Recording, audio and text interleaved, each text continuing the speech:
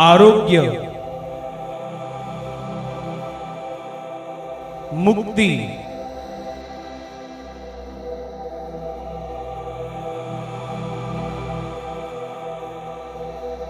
पाप क्षमा,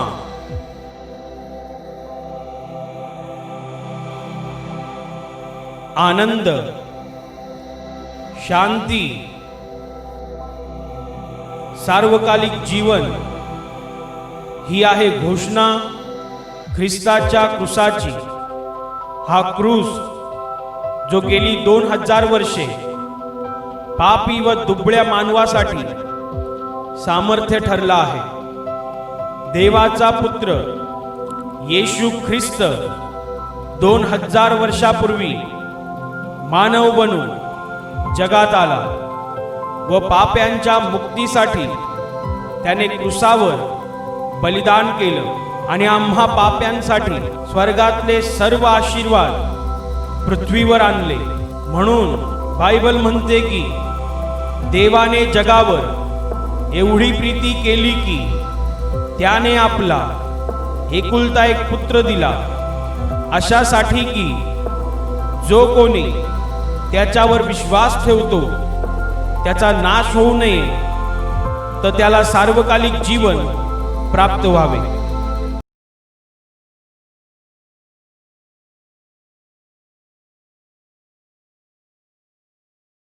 पान क्रमांक 58 मार्क शुभवर्तमान अध्याय 7 वचन 24 ते 30 मी वाचतो, सर्वांनी लक्ष द्या।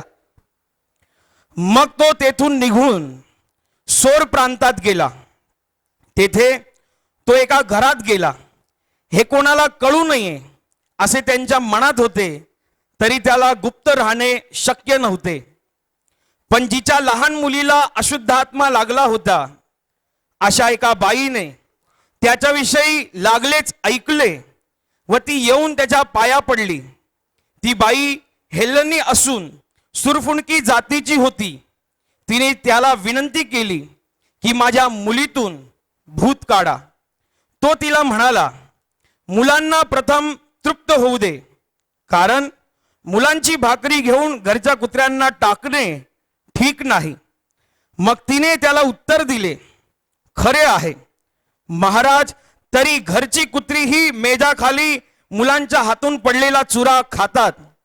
तो तिला म्हणाला, तुझे म्हणणे पटले, जा, तुझ्या मुलीतून भूत निघून गेले आहे। मग ती आपल्या घरी गेली। तो मुलीला अंथरुणावर टाकले आहे व भूत निघून गेले आहे असे तिला आढळून आले। Hallelujah, hallelujah, hallelujah. ही घटना तेव्हाची आहे ज्यावेळेस प्रभू येशू ख्रिस्त मनुष्य रूप धारण करून या पृथ्वीवरती, ज्या पृथ्वीवरती आपण राहत आहोत तिथे तो राहत होता। इस्रायल मध्ये येशू ख्रिस्त होता आणि इस्रायल राष्ट्रामध्ये परमेश्वर प्रभू येशू ख्रिस्ताने परमेश्वराचं कार्य, पित्याचं कार्य या भूमीवरती केलं। आणि हे कार्य करत असताना येशू ख्रिस्ताच्या द्वारे अनेक लोकांची जीवन बदलली। काही लोकांनी आपल्या जीवनामध्ये शांतीचा, मुक्तीचा असा बराच अनुभव घेतला। लोक येशूच्या मागे जात होती आणि येशूचा मागोवा घेत होती। येशूचं त्यांना अनुकरण करायचं होतं, येशूला त्यांना ऐकायचं होतं, येशूला त्यांना पाहायचं होतं, येशूला त्यांना स्पर्श करायचा होता। कारण येशूच्या सानिध्यात राहिल्यामुळे स्वर्गातला आनंद आणि शांती त्यांच्या जीवनामध्ये येत होता। आणि म्हणून येशूला गुप्त राहणं शक्य होत नव्हतं। येशू कुठल्या गावात आहे असं जरी कोणाला कळालं, कोणाला बातमी जरी लागली की येशू अमुक गावात आहे, लोक तिकडे जाऊन गर्दी करायचे। लोकांना बातमी लागली की येशू कोणाच्या एका घरामध्ये आहे, लोक तिकडे जाऊन गर्दी करायचे। येशूला गुप्त राहणं शक्य नव्हतं, कारण येशूची प्रचिती आणि येशूद्वारे लोकांच्या जीवनात ज्या साक्षी घडल्या होत्या त्या लोकांमध्ये, त्या प्रांतामध्ये, त्या नगरामध्ये पसरत होत्या। आणि लोकांना पण हा विश्वास उत्पन्न व्हायचा, हा विश्वास निर्माण व्हायचा की ह्या माणसाला जर येशूकडे जाऊन शांतीचा अनुभव आलेला आहे, या माणसाला जर येशूकडे जाऊन मुक्तीचा अनुभव आलेला आहे, तर मी पण विश्वास ठेवतो की मी त्याच्यावरती विश्वास ठेवतो की माझ्याही जीवनात शांती आणि मुक्तीचा मी अनुभव घेईन। आणि मग ही माणसे येशूकडे जातात, विश्वास ठेवतात, परमेश्वर प्रभू येशू ख्रिस्तासमोर विश्वासाला सादर करतात आणि त्या विश्वासाच्या द्वारे प्रभू येशू ख्रिस्ताच्या नावाने त्यांच्या जीवनामध्ये अद्भुत कृत्य आणि शांतीचा अनुभव येत असतो। आणि अशा बऱ्याच घटना बायबलमध्ये लिहिलेल्या आहेत. त्यातली एक घटना आज आपण वाचत आहोत, आज आपण समजत आहोत. लिहिलेलं आहे की येशू एका गावामध्ये आहे. तिकडे त्याचे काही शिष्य आहेत त्याच्या बरोबर, आणि तिकडे एक स्त्री येते, एक बाई येते, जिचा उल्लेख बायबलमध्ये हेलेनी जातीची ती सुरफुंकी स्त्री होती. एकंदरीत ती परराष्ट्रीय स्त्री होती. आणि ह्या बाईचा प्रॉब्लेम असा असतो, या बाईची समस्या अशी आहे की हिची एक मुलगी आहे आणि त्या मुलीला भूत लागलेलं आहे, अशुद्ध आत्म्याच्या त्रासाने तिची मुलगी पिडलेली आहे, फार जर्जर झालेली आहे. तिला येशूविषयी ऐकण्यात येतं. ती येशूविषयी ऐकते आणि तिच्या हृदयामध्ये विश्वास तयार होतो. आणि मग ही परराष्ट्रीय स्त्री येशू ख्रिस्ताचा मागोवा घेत येशू ख्रिस्त जिथे कुठे आहे तिकडे ती जाते आणि येशू ख्रिस्ताच्या पाया पडून म्हणते, अहो दाविदाचे पुत्र, माझ्यावरती दया करा, कारण माझ्या मुलीला भूत लागलेलं आहे. मग ती तिची व्यथा येशू ख्रिस्तासमोर मांडते. ती सांगते की माझ्या मुलीला अशुद्ध आत्मा लागलेला आहे, या त्रासामुळे ती फारच पिडलेली आहे, या त्रासामुळे ती जर्जर झालेली आहे. विचार करा की तिची मुलगी घरामध्ये आहे आणि ही एकटीच येशूचा मागोवा घ्यायला आले आहेत. म्हणजे या कुटुंबामध्ये राहणारी दोनच माणसं, त्याच्यातली एक मुलगी अशुद्ध आत्म्याने पिडलेली घरामध्ये त्रासलेली आहे आणि ही आशेने विश्वासाने येशू ख्रिस्ताकडे आलेली आहे. कारण तिला येशूविषयीच्या गोष्टी ऐकून येशू ख्रिस्ताच्या संदर्भात तिच्या हृदयामध्ये एक विश्वास निर्माण झालेला आहे. जगात कुठेच माझ्या प्रश्नाला उत्तर नाही आहे, जगात कुठेच माझ्या समस्याला निवारण नाही आहे, पण येशू ख्रिस्त हा माझ्या प्रश्नाचं उत्तर बनू शकतो, हा माझ्या समस्येचं निवारण बनू शकतो. एक विश्वास घेऊन, एक आशा घेऊन ती येशू ख्रिस्ताकडे येते आणि येशू ख्रिस्तासमोर आपली सगळी व्यथा मांडते. तेव्हा येशू म्हणतो की पहा, इस्रायलच्या घराण्यातील हरवलेल्या मेंढरांखेरीज मला अजून कोणाकडे पाठवलेले नाही. हा इतिहास म्हणजे येशूने हे जे वचन सांगितले ते तुम्ही समजून घ्या. येशू ख्रिस्त ज्यावेळेस इस्रायलमध्ये आला, ज्यावेळेस त्यांनी मनुष्य रूपात जन्म घेतला आणि तो इस्रायलमध्ये होता, जोपर्यंत येशू क्रुसावर मेला नाही तोपर्यंत येशू ख्रिस्त इस्रायल राष्ट्रापुरतीच मर्यादित होता. इस्रायल राष्ट्र हे देवाचं लाडकं राष्ट्र आहे. त्याची लोक ही देवाची निवडलेली प्रजा आहे. सबंध पृथ्वी परमेश्वराची आहे, परंतु या पृथ्वीवरचे इस्रायल राष्ट्र हे परमेश्वराचं लाडकं राष्ट्र आहे. हे राष्ट्र निर्माण होण्यासाठी दस्तूर खुद्द परमेश्वरानेच स्वतःहून हस्तक्षेप केला होता. कारण या इस्रायलचा जो बाप म्हटलं जातं अब्राहम, या अब्राहम नावाच्या माणसाबरोबर परमेश्वराचा एक करार होता, असं बरंच उल्लेख आहे. आणि म्हणून या इस्रायल राष्ट्रासाठी परमेश्वराची एक विशेष योजना आहे. इस्रायल राष्ट्रातल्या लोकांसाठी परमेश्वराचे एक विशेष प्लान आहेत. आणि त्या योजनेअंतर्गत परमेश्वराने जेव्हा या जगाच्या तारणाऱ्याला पाठवलं तेव्हा ते दुसऱ्या तिसऱ्या कुठल्या ठिकाणी नव्हे तर ते इस्रायलमध्येच पाठवलं. आणि जोपर्यंत येशू जिवंत रूपामध्ये होता, शरीर रूपामध्ये होता, तोपर्यंत इस्रायलच्या लोकांपुरती मर्यादित होता. पण ज्या वेळेला प्रभू येशू ख्रिस्ताने समस्त मनुष्य जातींच्या पापांच्या क्षमेचं ओझं आपल्या स्वतःच्या खांद्यावरती वाहिलं, स्वतःच्या शरीरावरती, पवित्र शरीरावरती जेव्हा त्याने चापकाचे मार खाल्ले आणि स्वतःचा प्राण त्या वधस्तंभावरती दिला, तेव्हा तो जगाला प्राप्त झाला, तेव्हा तो आपल्याला उपलब्ध झाला. जोपर्यंत येशू जिवंत होता मनुष्य रूपात तोपर्यंत इस्रायल पुरती मर्यादित आहे. परंतु ज्या वेळेला त्यांनी क्रुसावरती प्राण दिला त्यावेळेला तो सगळ्या जगाला, तुम्हाला आणि मला सगळ्यांना उपलब्ध झालेला आहे. आणि बायबलची हकीकत हेच सांगतं की जो त्या क्रुसावरनं गळणाऱ्या रक्ताच्या धारेवर विश्वास ठेवतो त्याच्या सगळ्या पापांची क्षमा होऊन तो स्वर्गाच्या राज्यासाठी पात्र ठरतो. आणि इकडे येशू आता जिवंत स्वरूपात आहे, शरीर रूपात आहे. आणि परमेश्वर येशू ख्रिस्त जोपर्यंत शरीर रूपात आहे तोपर्यंत इस्रायलच्या लोकांपुरती मर्यादित आहे. आणि ही जी बाई आली होती ही इस्रायलची नव्हती, म्हणूनच हिला परराष्ट्रीय असा शब्द वापरलेला आहे. ही इस्रायलची नव्हती. इस्रायलचे लोक ते लोक आहेत जे देवाच्या सामर्थ्याविषयी जाणते होते. कारण इस्रायलच्या लोकांनी देवाचं अनगणित असं सामर्थ्य पाहिलं होतं. इस्रायलच्या लोकांनी परमेश्वराने त्यांच्यासाठी समुद्राचे 2 भाग केले हे त्यांनी पाहिलं होतं. इस्रायलच्या लोकांनी आकाशातून परमेश्वराने त्यांना जेवण पाठवलं होतं, मन्ना पाठवला होता हे पाहिलं होतं उघड डोळ्याने. इस्रायलच्या लोकांनी त्यांच्याकरिता परमेश्वराने भर वाळवंटामध्ये एखाद्या मोठ्या सुक्या दगडामधून पाण्याचा झरा वाहिला होता हे इस्रायलच्या लोकांनी पाहिलं होतं. इस्रायलच्या लोकांना परमेश्वराची वचनं, त्याच्या आज्ञा, त्याचे संदेश ते सगळं माहिती होतं. ते परमेश्वराच्या गोष्टींविषयी जाणते होते, परंतु परराष्ट्रीय लोक परमेश्वराच्या अशा कोणत्या गोष्टीविषयी जाणते नव्हते.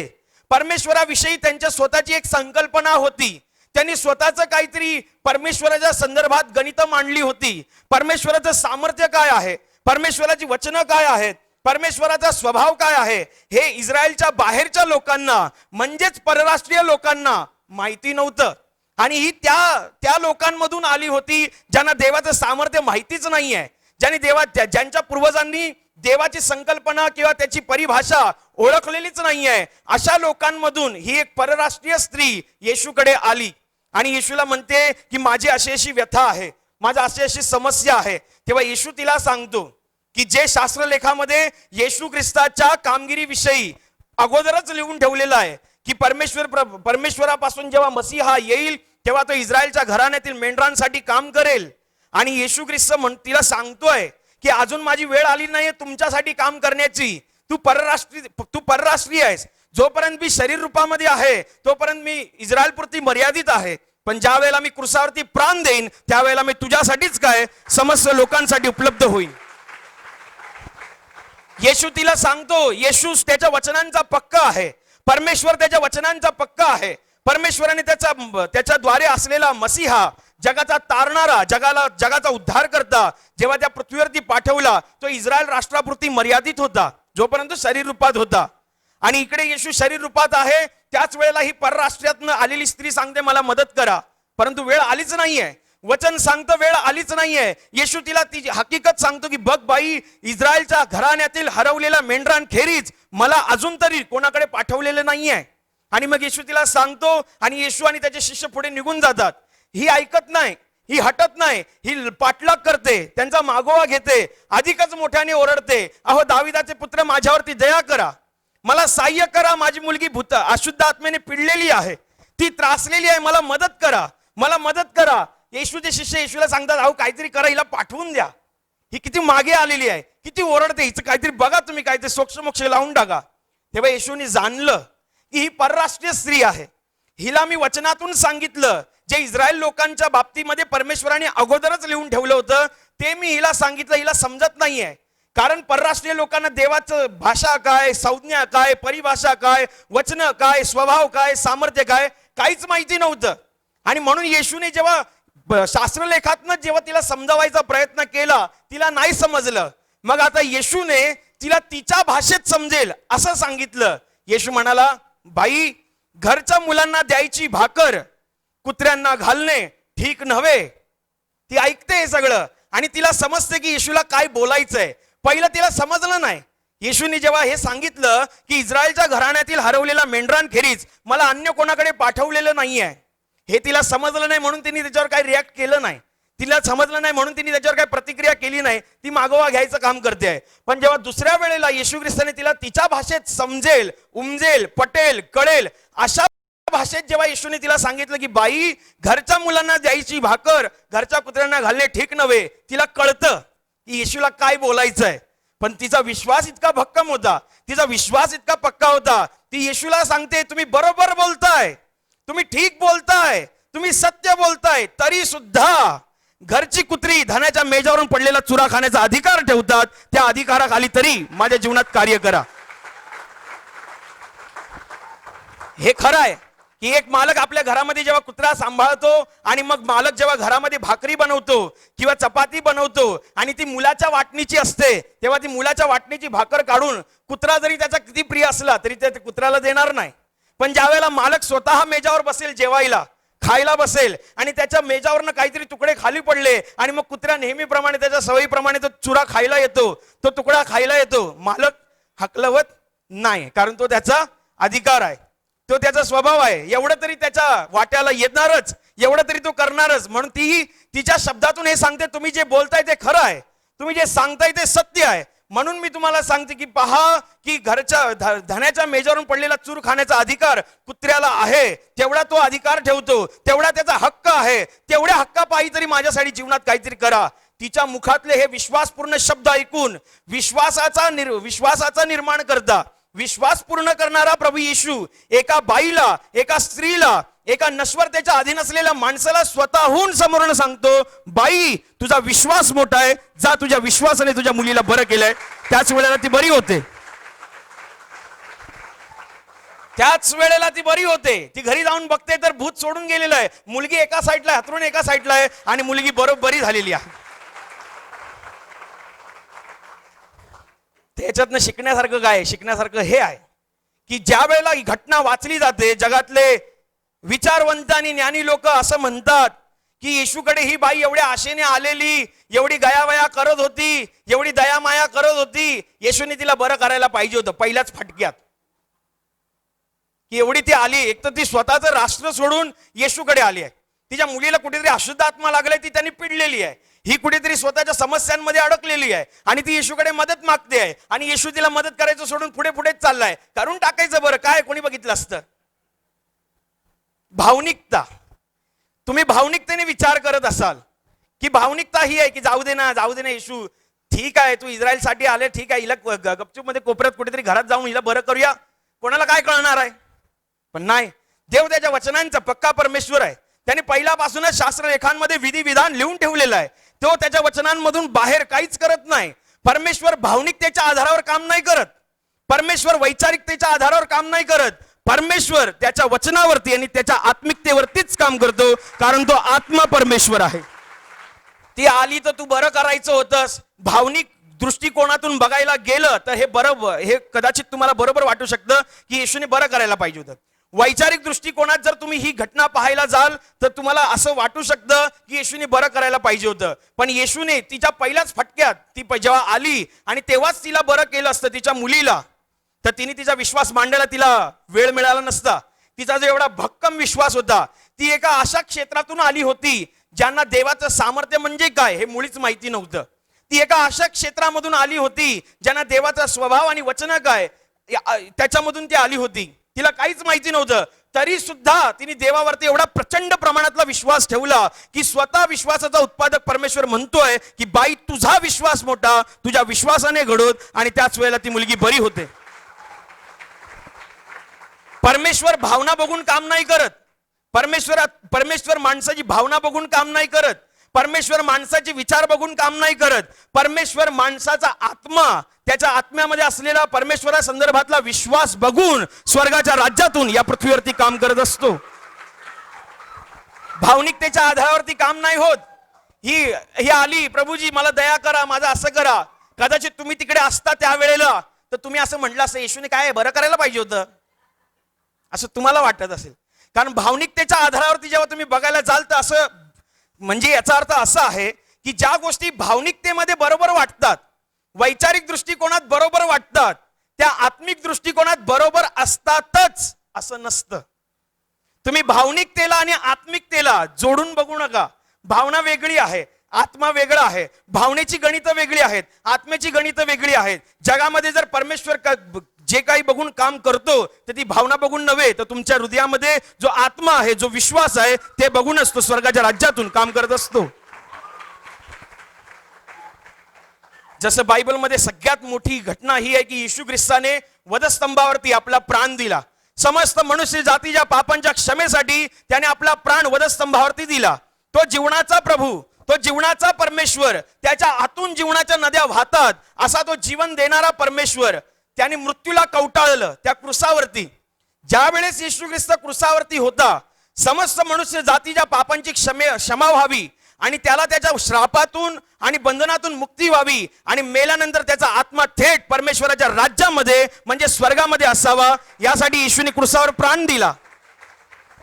पण ज्या वेळेस येशू क्रूसावर प्राण देत होता त्यावेळेला तिकडे काही शास्त्री लोक होती, धर्मपंडित, धर्मपुढारी, वडील वर्ग, याजक वर्ग, सगळे असे होते बघत की हा स्वतःला देवाचा पुत्र म्हणवतो ना, हा स्वतःला देवाचा पुत्र संबोधतो ना, मग ह्याने स्वतःला वाचवून दाखवावं.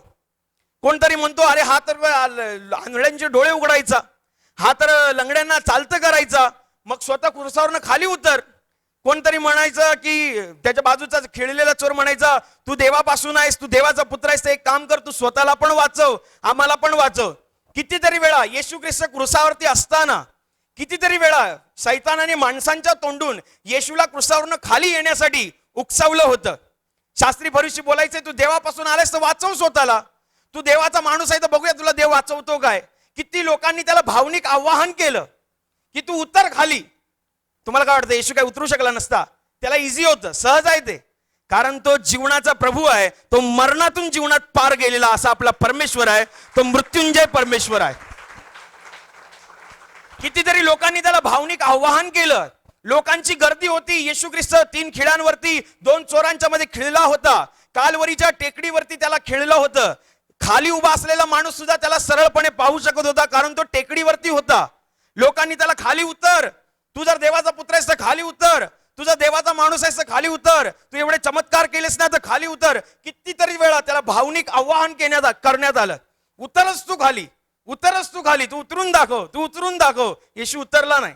येशू उतरायला उतरू शकला असता जर समजा येशूने भावनेच्या आधारावरती जर तो क्रुसावरून खाली उतरला असता तर आपल्याला पापांची क्षमा नव्हती.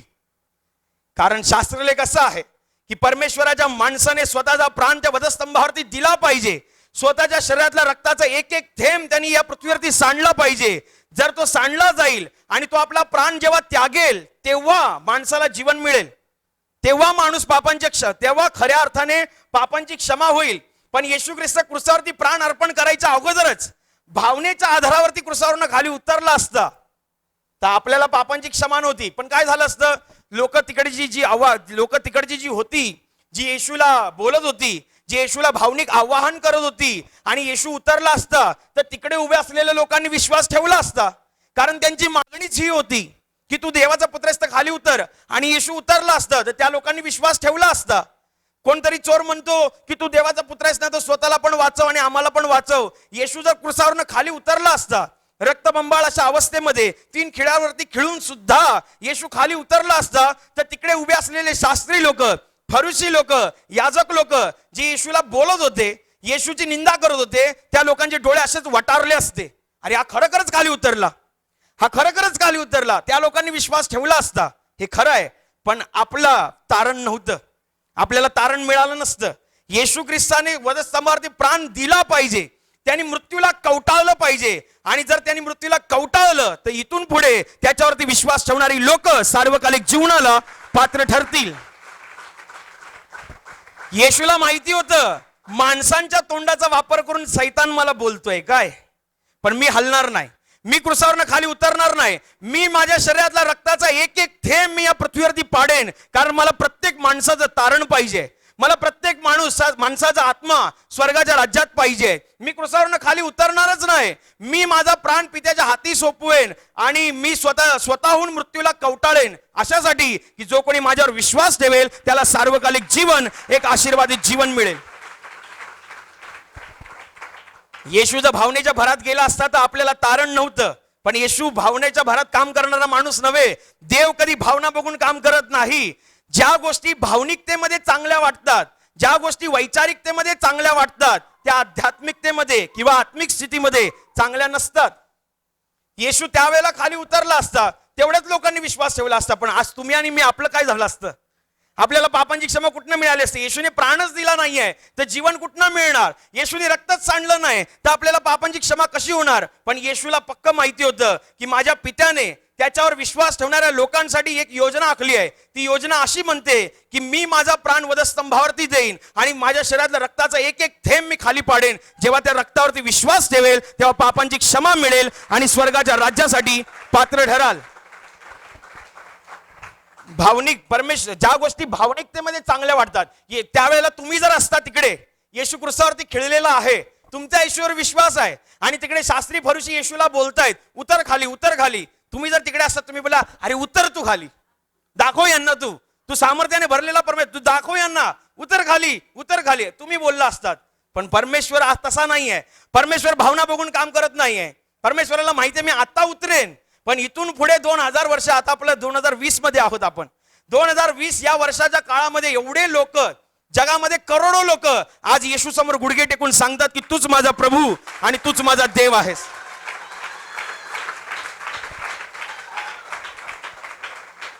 पण झालं नसतं तर भावनिकतेमध्ये चांगल्या वाटणाऱ्या गोष्टी आध्यात्मिकतेमध्ये चांगले असतातच असं कंपल्सरी नाहीये. पुष्कळ विश्वासणारी लोक भावनेचा आणि आत्मिकतेचा गल्लत करत असतात. त्यांना असं वाटतं की हेच बरोबर आहे, हेच बरोबर आहे. ही घटना अशी पण आहे. येशू ख्रिस्त ज्यावेळेस त्याचा पवित्र आत्म्याने बप्तिस्मा झाला आणि जेव्हा जंगलामध्ये येशू ख्रिस्ताची सैतानाने परीक्षा पाहिली, तेव्हा बायबलमध्ये असं लिहिलेलं आहे की येशू ख्रिस्ताला सैतानाने मंदिराच्या एका टोकावरती नेलं. यरुशलेमेतलं ते मंदिर होतं, पवित्र नगरी यरुशलेम. त्या मंदिराच्या टोकावरती येशूला उभं केलं आणि सैतानाने चॅलेंज केलं. एक भावनिक आव्हान परमेश्वराच्या पुत्राला समोरनं सांगतोय, तू जर देवाचा पुत्र आहेस तर खाली उडी मार. कारण परमेश्वराने आपल्या शास्त्रलेखामध्ये असं लिहून ठेवलंय की तो आपल्या दूतांना आज्ञा करील आणि तुझा पाय धोंड्यावरती आपटायच्या अगोदरच ते तुला आपल्या हातावर झेलून धरतील. हे ओरिजिनल मध्ये लिहिलेलं आहे परमेश्वराने. हे परमेश्वराचं स्वतःचं ओरिजिनल वचन आहे. या वचनाचा आधार घेऊन सैतानाने येशू ख्रिस्ताला भावनिक आवाहन केलं.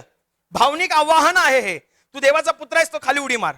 बायबलमध्ये लिहिलेलं आहे की ही घटना व्हायच्या अगोदर ज्यावेळेस येशू ख्रिस्ताचा पाण्याने बप्तिस्मा झाला आणि तेव्हा येशू ख्रिस्त वर आला, तेव्हा कबुतराप्रमाणे पवित्र आत्मा त्याच्यावरती उतरला येशू ख्रिस्ताच्या वरती. तेव्हा आकाशातून वाणी झाली.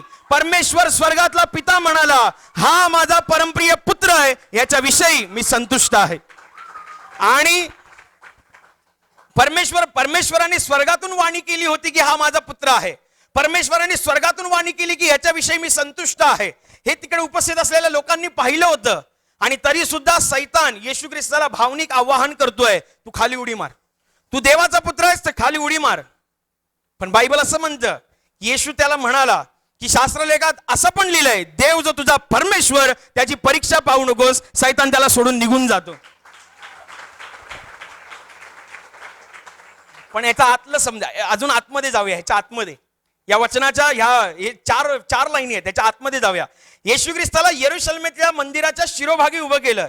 आता यरुशलेमेतलं जे मंदिर आहे, हे मंदिर ओसाड पडलेलं मंदिर नव्हे, सन्नाटा पडलेलं मंदिर नव्हे. तुम्ही जर बायबल वाचणारे आहात तर तुम्हाला हे कळेल की येशू ख्रिस्ताने मंदिरामध्ये जाऊन सराफांचे चौरंग पालते केले. त्यांनी जाऊन तिकडे जे क्रय विक्रयची कामं करत होते, म्हणजे कोणतरी येणार, माझं काम होत नाहीये, मग त्याला याजक सांगणार एक काम कर, तू कोंबडा काप म्हणून. मग तिकडे कोंबड्याची दुकान असणार, 100 रुपयाचा कोंबडा 500 रुपयाला विकणार.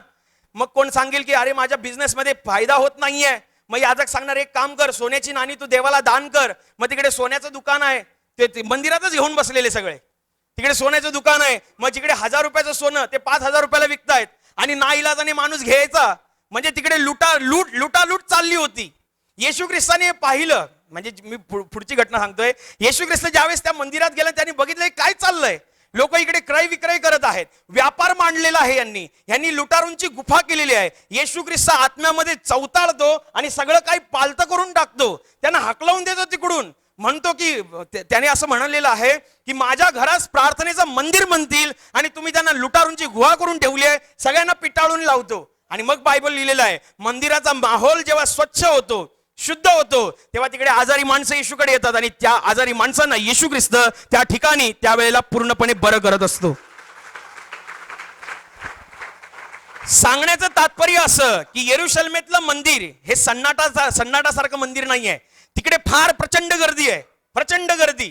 तिकडे क्रय विक्रय चालू आहे. कोण आपली व्यथा घेऊन याचकाला सांगायला आलेलं आहे, कोण काहीतरी विकायला आलेले, कोण शेळ्या, कोण मेंढ्या, कोण गाय, कोण बैल, कोण हे, कोण ते, सगळं काही.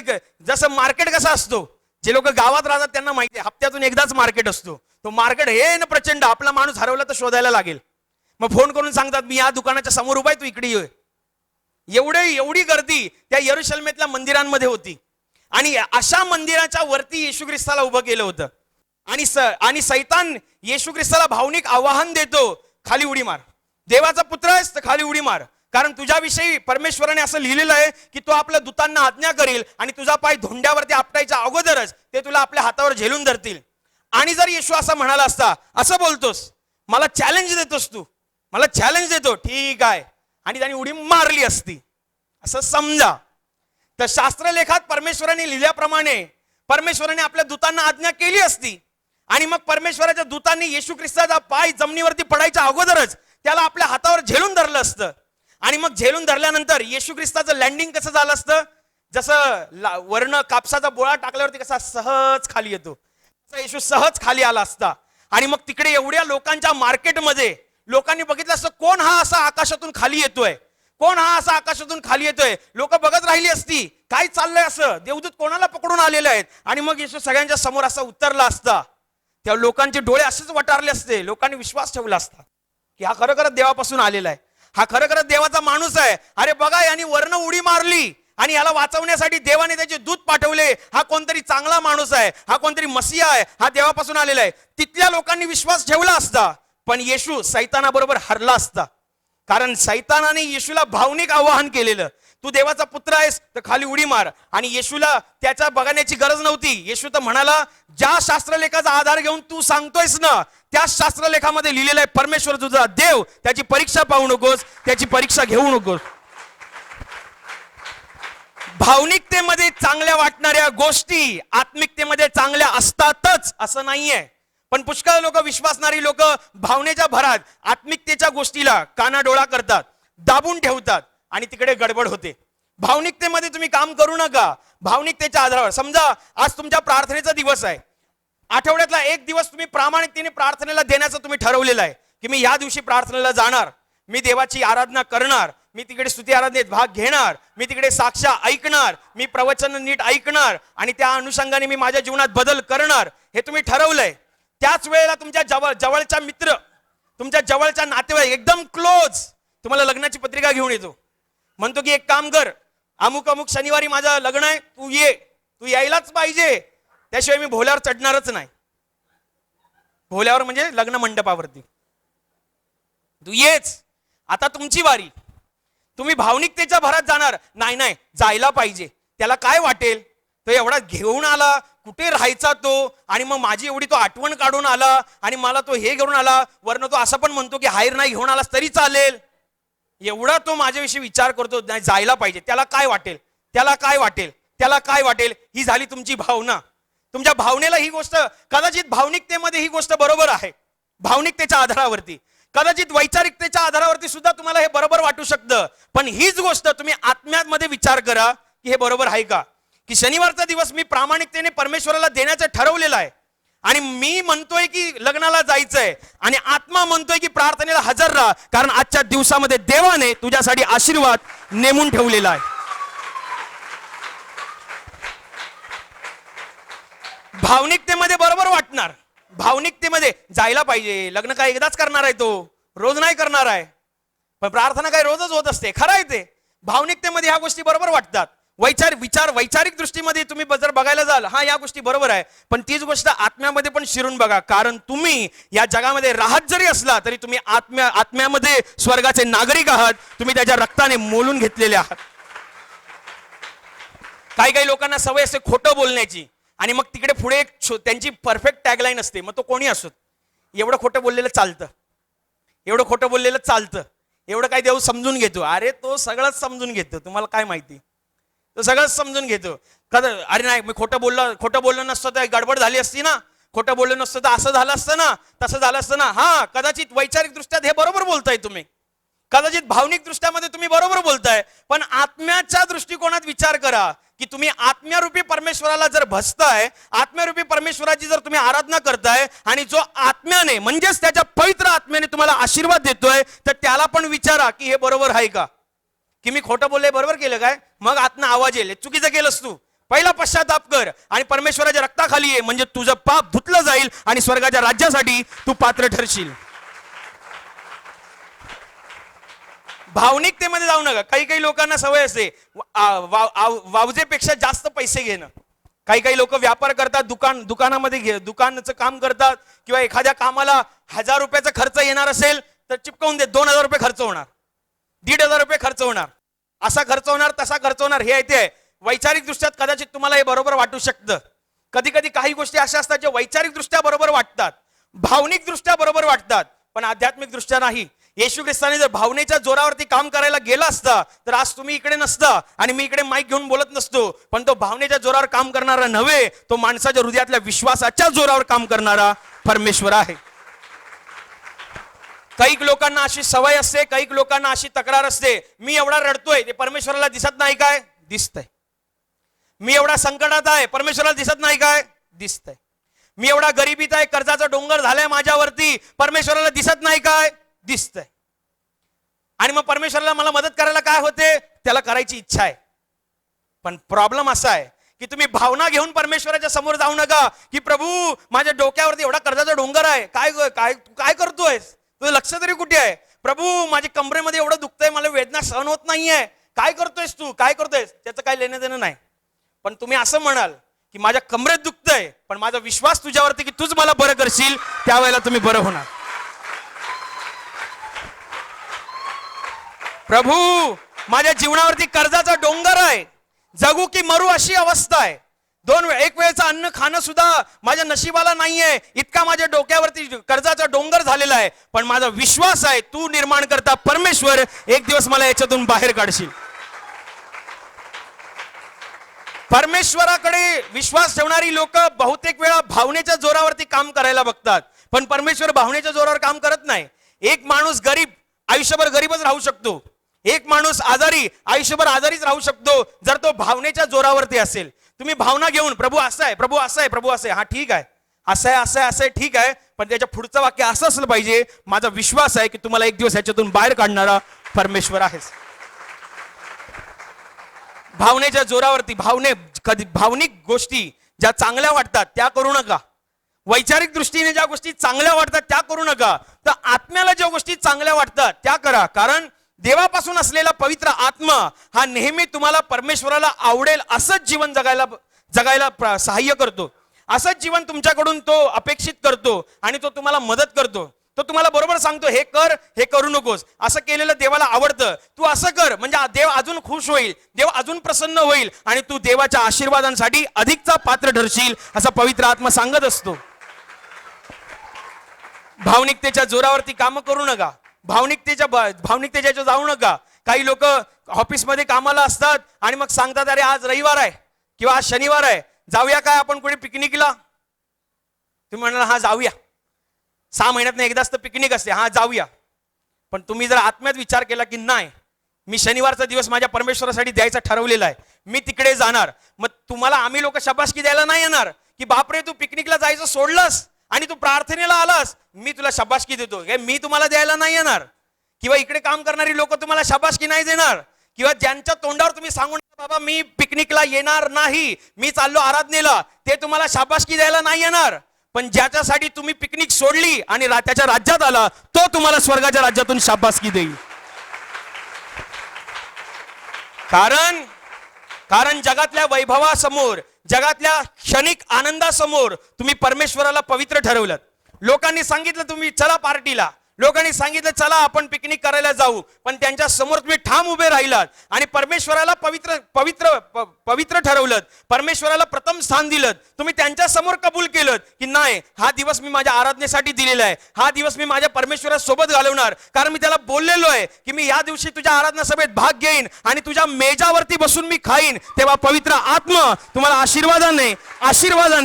आशीर्वादाने भरून काढेल. देव मोठा आहे, तो आत्मिक आहे. एक गोष्ट नेहमी लक्षात ठेवा, ज्याच्या जवळ तुम्ही प्रार्थना करताय ना तो मेलेला परमेश्वर नाहीये, तो मरणातून जीवनात पार गेलेला परमेश्वर आहे, मृत्यूवर विजय मिळवलेला परमेश्वर. म्हणून कधीही काही गोष्टी आल्या आणि तेव्हा परमेश्वराच्या गोष्टी पडताळून पहा आत्म्यामध्ये. जगाला काय वाटतंय, जगाला किती बरं वाटतंय, तुमच्या बुद्धीला किती बरं वाटतंय, तुमच्या भावनेला किती बरं वाटतंय, ह्यापेक्षा तुम्ही ज्याच्याकडे प्रार्थना करता त्याला किती बरं वाटतंय ह्याच्याविषयी विचार करा. म्हणजे नेहमी फायद्यात राहाल. फायद्यात राहण्याचं लई मोठं गणित मी तुम्हाला सांगतोय. नेहमी फायद्यात राहणार. माणसाला फायदा पाहिजे असतो. कोणालाही जाऊन विचारा तुला नुकसान झालेलं चालेल का, तो पहिला सांगणार नाही बाबा. मी तुम्हाला समोरनं सांगतोय स्वर्गाच्या राज्यातनं जर फायदा करून घ्यायचा आहे तर नेहमी परमेश्वराला काय बरं वाटतं ह्याच्याविषयी विचार करा. माझ्या विचारांना काय बरं वाटतं, माझ्या भावनेला काय बरं वाटतं हे तुम्ही विचार करू नका. तर तुम्ही देवाला जे बरं वाटतं त्याच्याविषयी विचार करा. म्हणजे तो आत्मरूपी परमेश्वर त्याच्या पवित्र आत्म्याच्या द्वारे आपल्याला अधिक आशीर्वादांसाठी पात्र ठरू शकतो. हालेलुया. आणि आता प्रार्थना करण्याची वेळ आहे. प्रभू येशू म्हणाला माझ्या नावाने तुम्ही पित्याजवळ जे काही मागाल ते तुम्हाला परमेश्वराच्या गौरवाकरिता देण्यात येईल. होय, त्याचं वचन हेच सत्य आहे. त्याचं वचन तो पूर्ण करणं जाणतो. तो आपल्या वचनांना पूर्ण करण्याचं सामर्थ्य बाळगतो. म्हणून त्याच्या वचनावर, त्याच्या सामर्थ्यावर विश्वास ठेवून आपण सर्व मिळून प्रार्थना करत आहोत. म्हणून तुमच्या ज्या भागाला आजार आहे त्या भागावर हात ठेवा. तिथे हात ठेवणं शक्य नसेल तर आपल्या छातीवर हात ठेवा. तुमच्या जीवनातील आणि शरीरातील प्रत्येक दुःख, संकट आणि आजार प्रभू येशूच्या पवित्र नावाने या क्षणाला नष्ट होत. तुमच्या जीवनातील बंधनं आणि श्राप प्रभू येशूने वाहिलेल्या त्याच्या पवित्र रक्ताद्वारे या क्षणाला तुटून जावत. तुमच्या जीवनातील समस्या आणि सैतानाचा भयावह अंधार प्रभू येशू ख्रिस्ताच्या दिव्य आणि पवित्र प्रकाशामध्ये पूर्णपणे नष्ट होत. तुमच्यावर, तुमच्या कुटुंबावर प्रभू येशू ख्रिस्ताचे महान आशीर्वाद येऊ. आमेन.